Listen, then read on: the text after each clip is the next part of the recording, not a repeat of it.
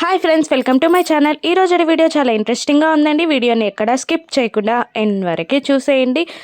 జాను వివేక్ని తిడుతూ ఉంటుంది. అసలు ఆఫీస్ బయట ఉన్న ఆ స్టాఫ్కి క్యాబిన్లో ఉన్న మీకు ఏదైనా తేడా ఉందా?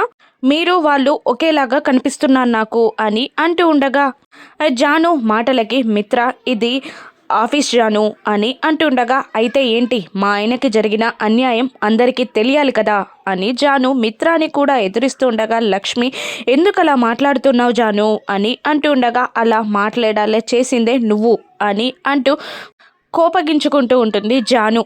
నేనేం అన్యాయం చేశాను జాను అని అంటుండగా, మరి నీకెందుకు క్యాబిన్ చైర్, ఆ బావగారు ఎందుకు ఇంత హుందాగా ఉన్నారు, మా ఆయనను ఎందుకు అలా స్టాఫ్ లాగా ట్రీట్ చేస్తున్నారు, అసలు మా ఆయనకి ఇక్కడ ఏదైనా గౌరవం ఉందా, వాల్యూ ఇస్తున్నారా, ఇక్కడే కనిపించట్లేదా నువ్వు చేసిన అన్యాయం అని అంటూ లక్ష్మిని నిలదీస్తూ ఉంటుంది. జాను, నేనెవరికి అన్యాయం చేశాను, నేనేం చేశాను, ఆఫీస్లో అందరం కలిసే పనిచేస్తాం అని అంటూ ఉండగా జానుని తన వైపుకు తిప్పుకొని, వివేక్ ఇది ప్రోటోకాల్లో అందరూ పనిచేస్తారు అని అంటూ ఉండగా, ఆ ప్రోటోకాల్లో మీ వాల్యూ ఎక్కడుందండి, మీ క్యాబిన్ ఎక్కడుంది, మీ హోందాతనం, మీ రెస్పాన్సిబిలిటీస్ ఎక్కడున్నాయి, మీరు ప్యూన్ లాగా పనిచేయడమే తప్ప, ఇంట్లో వర్కర్ లాగా డ్రైవర్ లాగా పనిచేయడం తప్ప మీకు వాల్యూ ఉన్నట్టు నాకు అనిపించట్లేదు అని అంటూ ఉండగా, లక్ష్మి మళ్ళీ జానుని ఎందుకు ఇలా మాట్లాడుతున్నావు జాను అని అంటుండగా, ఇలాగే మాట్లాడతాను నేను ఖచ్చితంగా మా ఆయనకి వాల్యూ వచ్చే వరకు ఇలాగే పోరాడతా అని అంటూ, మమ్మల్ని మీరు మోసం చేస్తున్నారు, మమ్మల్ని వాడుకుంటున్నారు అంటూ ఉండగా, మిమ్మల్ని నేనేం మోసం చేశాను జాను అని లక్ష్మి అంటూ ఉంటుంది. ఆ మాటకి జాను ఇంకాస్త రెచ్చిపోయి, అయినా మున్నార్లో ఉన్నప్పుడు కట్టుకున్న భర్త ని మోసం చేస్తున్న నీకు మమ్మల్ని మోసం చేయడం ఒక పెద్ద లెక్క అని జాను కూడా లక్ష్మి పైన ఫైర్ అవుతూ ఉండగా, ఆ మాటలకి వివేక్ మిత్ర షాక్ అవుతుండగా, జాను ఇంకొకసారి ఎక్కువ మాట్లాడితే చెంప పగలగొడతా అని లక్ష్మి వార్నింగ్ ఇస్తుంది. ఇక దాంతో జాను అదే మాట నేనంటే ఏం చేస్తావు అని అరుస్తూ ఉంటుంది. ఇక వివేక్ జానుని ఆపేస్తూ, ఏంటిది ఈ రచ్చేంటి అని అంటుండగా, అసలు మీకు ఇక్కడ వాల్యూ లేదు, అందుకే నేను వెళ్ళిపోదాం అంటున్నాను, వేరే బిజినెస్ పెడదాం అంటున్నాను, ఎదుగు బొదుగు లేని ఈ జీవితం మనకొద్దు అంటున్నాను, ఈ ఫ్యాక్టరీ ఈ కంపెనీ మనకొద్దు అంటున్నాను అని జాను అరిచి చెప్తుండగా, మిత్ర అయితే వెళ్ళిపోండి అని గట్టిగా అరిచేస్తాడు. ఇక దాంతో వివేక్ లక్ష్మి ఇద్దరు షాక్ అవుతూ ఉంటారు. అన్నయ్య అని అంటూ ఉండగా, వెళ్ళరా, వెళ్ళు, ఇక్కడ నుంచి వెళ్ళు అని అంటూ ఉండగా, జాను ని వివేక్ తిట్టబోతుండగా, వద్దు ఇది ఆఫీస్, నువ్వు వెళ్ళిపో అని అంటూ ఉంటాడు. మిత్ర కూడా, వదిన మీరైనా చెప్పండి అని వివేక్ అంటుండగా, లక్ష్మి సైలెంట్ అయిపోతుంది. ఇక మళ్ళీ మిత్ర అనే వివేక్ని, నేను ఇంట్లో నుండి వెళ్ళిపోమనట్లేదు, ఫ్యాక్టరీ నుండి మాత్రమే వెళ్ళిపోమంటున్నాను, నువ్వు భార్యను తీసుకొని వెళ్ళిపో ఇక్కడ నుండి అని మిత్ర అరవగానే, ఇక విసురుగా జానుని తీసుకొని వివేక్ ఇంటికి వస్తూ ఉంటాడు. మరోవైపు ఆఫీస్లో జరిగింది తెలుసుకున్న దేవయ్య అని మనీషాతో చెప్పబోతూ ఉండగా, అదన్నీ నేనే చేశాను, ఇప్పుడు నాకెందుకు చెప్తున్నారు, ఆ అస్త్రం సంధించిందే నేను కదా అని అంటూ ఉండగా, ఇప్పుడు ఇంట్లో రచ్చ మొదలవ్వబోతుందన్నమాట అని అంటుండగా, జాను వివేక్లు ఇంట్లోకి వస్తారు. ఇంట్లోకి రాగానే వివేక్ జానుని తిడుతూ ఉంటాడు. అసలు ఏం చేస్తున్నావు, నా పరువంతా తీస్తున్నావు అని అంటుండగా, నా భర్త హక్కుల కోసం విలువల కోసం పోరాడడం తప్ప అని అంటుండగా, వానికి అవేమీ పట్టవు అని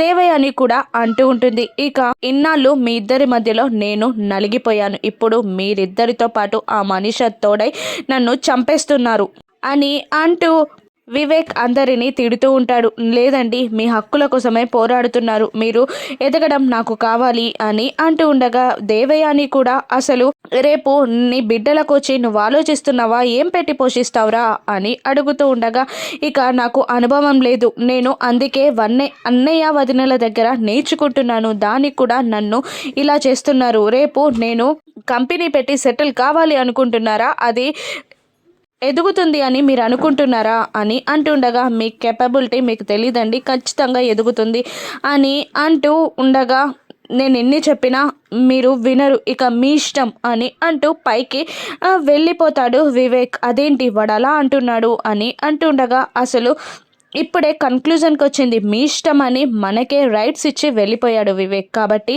మనం అనుకున్నది మనం చేయొచ్చు అని మనీష అంటుండగా, అవును మనీష, మనం అనుకున్నది మనం చేసేయాలి అని అంటూ ఉంటుంది. ఇక మళ్ళీ మనీష ఆ కాంట్రాక్ట్ వాళ్ళు పొలం కోసం మళ్ళీ మళ్ళీ కాల్ చేస్తున్నారు. ఏం చేయమంటావు అని అంటూ ఉండగా, రమ్మని చెప్పు, డీల్ క్లోజ్ చేసేద్దాం అని అంటూ వెళ్ళిపోతుంది జాను. అబ్బో, వైఫై లాగా చాలా ఫాస్ట్గా ఉంది, ఫైర్ మీద ఉంది అని జానుని ఉద్దేశించి దేవయాని అంటూ ఉంటుంది. ఇక లక్ష్మీ మిత్ర ఆఫీస్ నుండి తిరిగి వస్తూ ఉంటారు. లక్ష్మి బాధగా కిందికి దిగగా లక్ష్మి చేయి పట్టుకొని, మిత్ర ఆపి, నీకు 2 విషయాలు తోడుగా ఉంటాయి ఎప్పుడైనా ఆపదల్లో పోరాడడానికి: ఓపిక, సహనం. వాటిని నువ్వు వదులుకోవద్దు. ఇన్నాళ్ళుగా నాతో జరిగిన గొడవల్లో నువ్వు సహనంగా, ఓపికగా ఉన్నావు. ఇప్పుడు కూడా అదే పాటించు.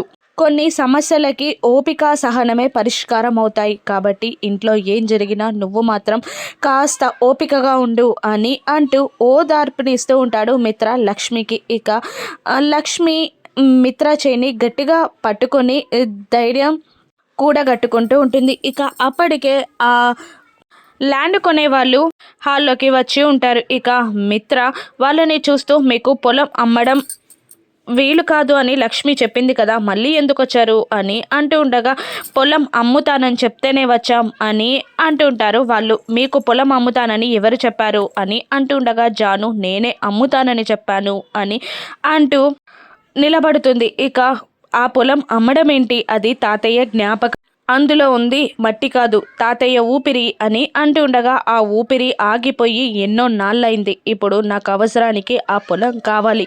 అయినా నేను అడిగేది నీ పొలం కాదు, నా పొలం. నేను పొలం అమ్మాలన్నా నీ సంతకం కావాలంట. నీ ఆటోగ్రఫీ వాళ్ళు వెళ్ళిపోతారు, నాకు అడ్వాన్స్ ఇస్తారు అని అంటూ ఉంటుంది జాను. జాను మాటలకి మిత్ర కోపంతో రగిలిపోతూ ఉంటాడు, బాధపడుతూ ఉంటాడు. ఇక లక్ష్మి కూడా తేల్చి చెప్పేస్తుంది, నేను సంతకం పెట్టను అని అనగానే, జాను సరే, నువ్వు సంతకం పెట్టకపోతే కోర్టులో కేసు వేస్తా, అక్కడే పొలం నాకు ఇవ్వాల్సి వస్తుంది అని అంటుండగా, ఆస్తి కోసం నువ్వు కోర్టుకు వెళ్తావా అని లక్ష్మి అడుగుతుండగా, వెళ్ళాల్సిందే కదా, నాకు డబ్బులు కావాలి, నేను వెళ్ళి తీరతాను, కావాలంటే నీ పొలం నోంచుకో, నా పొలం మాత్రమే నాకివ్వు అని అంటుండగా, ఏం మాట్లాడుతున్నావు అని జానును కొట్టబోతూ ఉంటుంది లక్ష్మి. మిత్ర లక్ష్మిని ఆపేస్తాడు. ఇక ఆ గొడవలు విన్న భూమికి సంబంధించిన వాళ్ళు, మీరు మాట్లాడుకొని రేపు మాకు కాల్ చేయండి అని అంటూ వెళ్ళిపోతారు. ఇక పొలం అమ్మితే తాతయ్య పరువు ప్రతిష్ట పోతుంది అని లక్ష్మి అంటూ ఉండగా, అయినా పర్లేదు, నాకు డబ్బులు కావాలి, నా అవసరాలకి నిన్ను చేయి చాపాలా,